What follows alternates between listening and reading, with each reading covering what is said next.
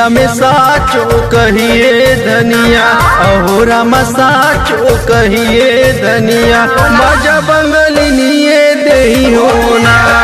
होलिया में साचो कहिए धनिया, अहोरा में साचो कहिए धनिया, मजा बंगलिनिए देही होना।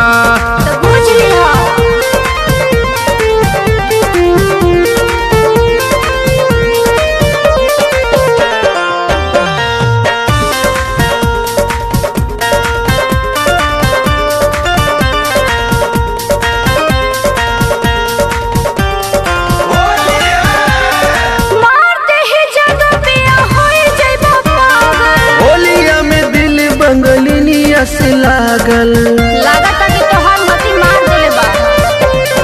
मार दे ही जादू पिया होई जइबा पागल। होलिया में दिल बंगलिनिया से लागल। मार दे ही जादू पिया होई जइबा पागल। होलिया में दिल बंगलिनिया से लागल। हां तो कुछ पर लागल हवा। लागता कि लागल बाहो तोहर मनवा, आहोरा में लागल बाहो तोहर मनवा, ओही बंगलिनिया के संगवाना।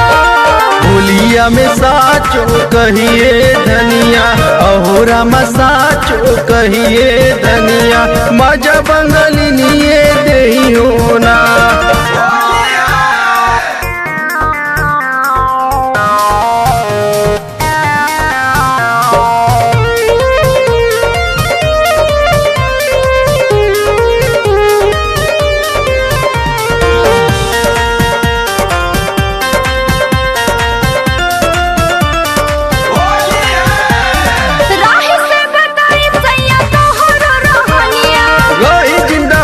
होलिया में बंगलिनिया जाते मत बोला ना तो बेकार हो जाए।